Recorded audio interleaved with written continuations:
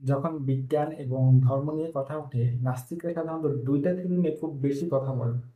তার মধ্যে একটা হচ্ছে দ্য বিগ ব্যাং থিওরি, অন্যটা হচ্ছে দ্য থিওরি অফ ইভলিউশন।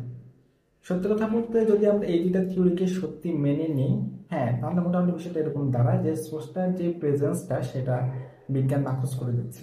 কিন্তু মজার বিষয় হচ্ছে এই দুইটা থিওরির একটাও কিন্তু 100% প্রুফড না।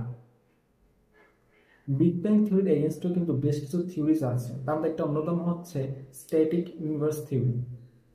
এখন যেটাই হোক না কেন, তো ডিটেলস আমরা যাচ্ছি না, বাট বিগ ব্যাং থিওরি হোক কিংবা ইভলিউশন থিওরি, দুটা কোনোটা কিন্তু 100% প্রুফ না। আপনি চাইলেও বিগ ব্যাং থিওরিকে 100% প্রুফ দেখাতে পারবেন না। It's just a theory. তো বিজ্ঞান স্রষ্টাকে প্রুফ দেখাবে, স্রষ্টার প্রেজেন্সকে এখনো আবিষ্কার করতে পারে নাই। তার কারণে তারা ধর্মকে মানে না, অথচ তারা যে থিওরির কথা বলছে সেটা কিন্তু 100% প্রুফ না। তারা সেটা মানতে রাজি আছে। हिपोक्रेसी की भी सीमा होती है।